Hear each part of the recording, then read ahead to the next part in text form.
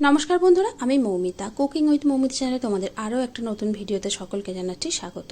আজকে আমি বানাবো চিকেন ফিলেটের কাটলেট। যেমন নর্মাল ফিশ ফ্রাই আমরা বানিয়ে থাকি ভেটকি মাছের ফিলেট দিয়ে, তেমনই এরকম চিকেন ফিলেট দিয়ে আমি চিকেন কাটলেট বানাবো।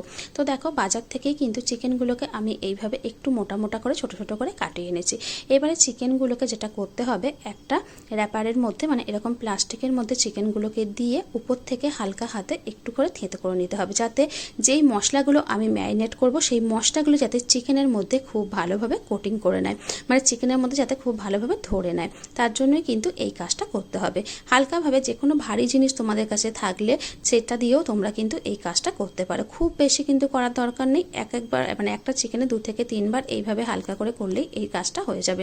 এবারে চিকেনটাকে ম্যারিনেট করতে হবে, যার জন্য এখানে একটা বড় সাইজের পাতিলেবু আমি নিয়ে নিয়েছি। তোমাদের কাছে লেবু না থাকলে তোমরা সেই ক্ষেত্রে কিন্তু ভিনিগারও ইউজও এখানে করতে পারো। তো গোটা একটা লেবুর রস আমি চিকেনের মধ্যে দিয়ে দিলাম।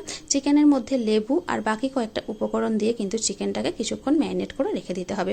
তো লেবুটা দেখো খুব ভালো করে এর মধ্যে রসটা দিয়ে দিলাম। এবার এর মধ্যে যেটা দিতে হবে সেটা হচ্ছে যে কালো মরিচের গুঁড়ো আর বিট লবণ, দুটোই কিন্তু আমি 1 চা চামচ করে নিয়েছি। মানে 1 চা চামচের মতো নিয়েছি কালো মরিচের গুঁড়ো আর 1 চা চামচ নিয়েছি বিট লবণ। এবার এই নুন, লেবু আর মরিচের গুঁড়োটা খুব ভালো করে চিকেনের সাথে মিশিয়ে 10 মিনিটের মতো এটাকে রেখে দিতে হবে। এবারে বাকি যে পেস্টটা বানাতে হবে সেই বাকি পেস্টটা চলো বানিয়ে নিই। এখানে নিয়ে নিয়েছি দেখো ধনে পাতা, পুদিনা পাতা।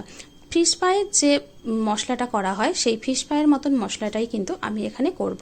তো এখানে নিয়ে নিয়েছি দেখো 10 থেকে 12টার মতো কাঁচা লঙ্কা। যেহেতু চিকেনের পরিমাণটা বেশি আছে সেই অনুযায়ী কিন্তু আমি এখানে কাঁচা লঙ্কা নিয়েছি। এখানে নিয়ে নিয়েছি দেখো 1 চা চামচের মতো কালো মরিচের গুঁড়ো, 1/2 চা চামচের মতো গরম মশলার গুঁড়ো আর নিয়ে নিলাম সামান্য নুন। নুনটা কিন্তু এই পেস্টের সময় দিয়ে দিলেই কিন্তু পরে আর নুন দেওয়ার প্রয়োজন হয় না, এবং পুরো মাছটাতে ম্যারিনেশনের সময় খুব ভালো করে নুনটা প্রতিকটা চিকেনের মধ্যে ধরে নেয়। মানে ফিশ ফ্রাই করার সময় যেমন একইভাবে এই পেস্টটা বানানো হয়, ঠিক একইভাবে কিন্তু চিকেন ফিলেটের কাটলেট বানানোর জন্য ঠিক একই মশলাগুলোই তোমরা ইউজ করতে পারো। দিয়ে দিলাম 1/2 পোর্শন পাতিলেবুর রস আর দিয়ে দিচ্ছি 1 চা চামচের মতো সাদা তেল। এই সাদা তেলটা দিলে কিন্তু পেস্টটা খুব স্মুথ হয়, ওই জন্যই তেলটা দিলাম। তো দেখো রেডি হয়ে গেছে পেস্টটা। এবার চিকেনের মধ্যে খুব ভালো করে এই পেস্টটাকে মাখিয়ে নিতে হবে। এখানে নিয়েছি 1 চা চামচ আদা বাটা, 1 চামচ রসুন বাটা, মানে আদার থেকে রসুনের পরিমাণটা বেশি দিয়েছি, আর দিয়েছি একটা মাঝারি সাইজের পেঁয়াজ বাটা। এবার সমস্ত কিছুকে চিকেনের সাথে মাখিয়ে ঘন্টাখানেকের মতো এটাকে রেস্টের জন্য রেখে দিতে হবে, যাতে চিকেনের মধ্যে মশলাটা খুব ভালোভাবে ধরে নেয়। চিকেনটাকে হালকা থেঁতো করে নিলেই কিন্তু এই চিকেনের মধ্যে মশলাটা অনায়াসেই কিন্তু খুব ভালো করে ধরে নেবে। তো খুব ভালো করে দেখো চিকেনের মধ্যে সমস্ত মশলা যাতে ভালো করে মাখানো যায় সেইভাবে কিন্তু আমি এটাকে মাখিয়ে রেখে দিলাম। তো চিকেনটা ম্যারিনেট করা হয়ে গেছে, এটাকে 1 ঘন্টা রেখে দিয়েছিলাম। এবার এটা কোটিং করার জন্য এখানে নিয়ে নিয়েছি 2টো ডিম, কর্নফ্লাওয়ার আর ব্রেড ক্রাম্বস, আর ডিমের মধ্যে কিন্তু হালকা নুন আর কিছুটা কালো মরিচের গুঁড়ো নিয়ে নিয়েছি। এবার চিকেনটাকে আমাদের বেঁধে নিতে হবে, মানে ফিশ ফ্রাই বানানোর জন্য যেমন মাছকে বেঁধে নিতে হয় ঠিক সেইভাবে। দেখো চিকেনটাকে হালকা থেঁতো করার ফলে কিন্তু চিকেনের গায়ে কত সুন্দর মশলাগুলো ধরে নিয়েছে, দেখে বুঝতেই পারছো কিন্তু মশলাগুলো চিকেন থেকে ছেড়ে যাচ্ছে না। এবারে চিকেনটাকে আমি এইভাবে কোটিং করে নেবো। প্রথমে আগে কর্নফ্লাওয়ারে একবার লাগাবো, কর্নফ্লাওয়ারে কিন্তু একবারই এটাকে লাগাতে হবে, দুবার ধরে লাগানোর দরকার নেই। এবারে দুবার করে কোটিং করতে হবে ডিম আর ব্রেড ক্রাম্বসের মধ্যে। ডিমের মধ্যে প্রথমে একবার ডিপ করে নিলাম, তারপরে ব্রেড ক্রাম্বসের মধ্যে এইভাবে একবার মানে ডিপ করে হালকা করে লাগিয়ে নিতে হবে।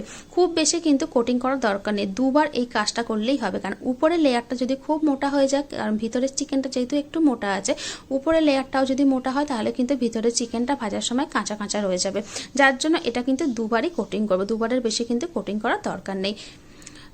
তো আমার এই রেসিপিটা কেমন লাগছে অবশ্যই কিন্তু লাইক আর কমেন্ট করতে ভুলো না, আর যদি ভালো লেগে থাকে অবশ্যই চ্যানেলটিকে সাবস্ক্রাইব করে পাশে থাকার অনুরোধ রইল। ঠিক একইভাবে কিন্তু বাকি চিকেনের ফিলেটগুলো আমি রেডি করে রাখবো। তোমরা এইভাবে বানিয়ে কিন্তু এটা বেশ কিছুদিন কিন্তু এটা মানে সংরক্ষণ করেও রেখে দিতে পারো ডিপ ফ্রিজের মধ্যে। দেখো কত সুন্দরভাবে চিকেনের ফিলেটটা এইভাবে মানে ফিশ ফ্রাইয়ের মতো রেডি হয়ে গেল।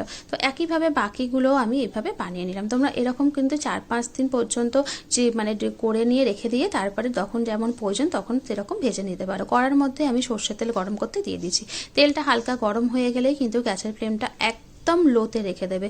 চিকেন যেহেতু মোটা একটু জিনিস, মানে মোটা করে কাটা হয়েছে, তো ভাজতে কিন্তু একটু টাইম লাগবে, মানে চিকেনটা সিদ্ধ হতে একটু টাইম লাগবে। যার জন্য তেল গরম হওয়ার সঙ্গে সঙ্গে কিন্তু একদম গ্যাসের ফ্লেমটা লোতে রেখে দেবে, দিয়ে এইভাবে চিকেনটাকে একদম ভালো করে ডিপ ফ্রাই করে নিতে হবে। তো অবশ্যই কিন্তু এরকমভাবে একবার চিকেন ফিলেটের কাটলেট বানিয়ে দেখো এবং আমাকে কমেন্ট করে জানিও যে তোমাদের রেসিপিটা কেমন লেগেছে বা তোমাদের কাটলেটটা কেমন হয়েছে। আর এতক্ষণ ধরে আমার রেসিপিটা দেখার জন্য আমার সকল বন্ধুকে জানাচ্ছি অসংখ্য ধন্যবাদ। Thank you.